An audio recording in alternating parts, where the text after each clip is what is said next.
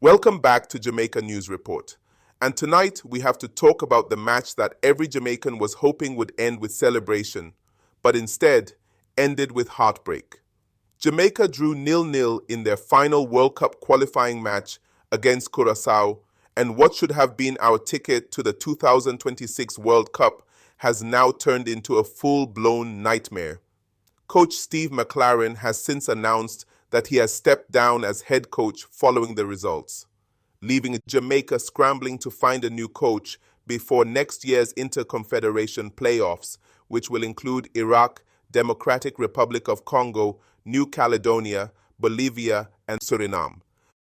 The manner of his departure has led to rumors circulating whether he was dismissed rather than resigned. Today, we're breaking down exactly what went wrong, why the dream slipped through our fingers, and what this means for the Reggae Boyz heading into the brutal March 2026 Interconfederation playoffs. From the opening whistle, the message was clear. Jamaica needed one thing, a win. The boys somehow did not get the memo as they started with no urgency. We did not see the pace, the intention, the hunger. To make things worse, very early in the match, it became clear that Curaçao were not coming to Kingston just to spectate. They came locked in, organized, and ready to frustrate Jamaica at every turn. Jamaica pushed forward confidently, and the chances did come. 3 times. Yes, 3 separate times. The ball cracked against the goalpost like thunder. Each moment felt like the entire country stopped breathing. One shot skimmed the upright. Another blasted the crossbar. And that final one, less than 5 minutes left in regulation, that one felt personal. A perfect strike inches away from glory, inches away from sealing Jamaica's spot in the World Cup, inches away from sending the stadium into chaos. But football is a cruel game, and sometimes inches decide history. But it was not always one-way traffic as Curaçao had their chances. We even had a scare of the night. Curaçao broke away in the second half, sliced through the Jamaican defense, and found the back of the net. The stadium went silent. Every fan watching at home froze. For a moment it felt like everything had completely collapsed. But seconds later relief spread. The goal was ruled offside. Jamaica was spared. But it was also a warning. This match was not under our control. After that, nerves started to show. Passes got sloppy. Decision-making slowed. Players hesitated at moments where they needed to be ruthless. Curaçao defended deeper and deeper, happy to kill the clock, happy to watch Jamaica grow more and more desperate. And with every passing minute, the fear grew. What if we don't score? What if we blow our chance? Then, with less than 5 minutes remaining, the controversy of the night. Whisper Richards broke away in the box, and then the defender made, what was pretty clear in every Jamaican mind, a late tackle. The penalty was initially given but was overruled after a VAR review. That decision will be talked about in years to come. Jamaica finished the match with 10 men as John Russell was sent off for a second illegal tackle.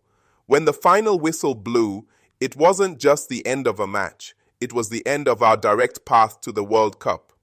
A 0-0 draw that felt like a loss. A match where Jamaica created enough chances to win twice, but couldn't put the ball in the net.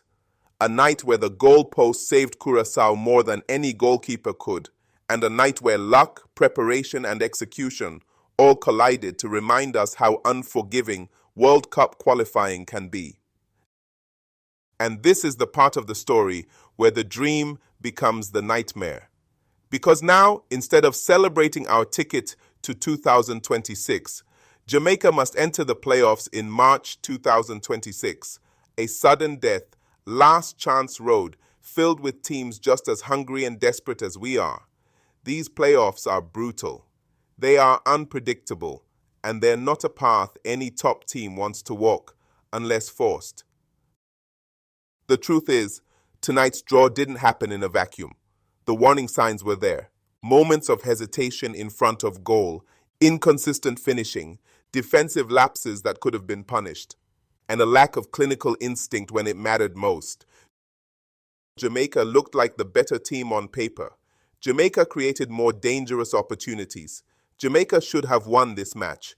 But football isn't about should. It's about who puts the ball in the back of the net. And tonight, neither side did. But here's the important part. The nightmare isn't permanent. The destiny of Jamaica's World Cup journey is still in our hands. The playoffs in March 2026 give the Reggae Boyz a second chance. A tough, narrow, nerve-wracking chance, but a chance nonetheless. And sometimes great teams are forged in moments exactly like this, moments of disappointment, frustration, and pressure. If Jamaica wants to turn this nightmare back into a dream, the boys must tighten the finishing, sharpen the communication, and bring back the ruthless edge that puts fear into every team in CONCACAF, because the playoffs won't be forgiving. And the mistakes we made tonight cannot repeat. But Jamaican football has always been about resilience, fight, passion.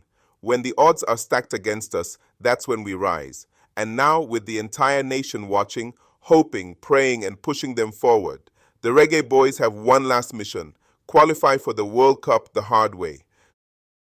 Congratulations to Curaçao, who now becomes the smallest nation to ever enter the Football World Cup finals, with a population of only 185,000 people.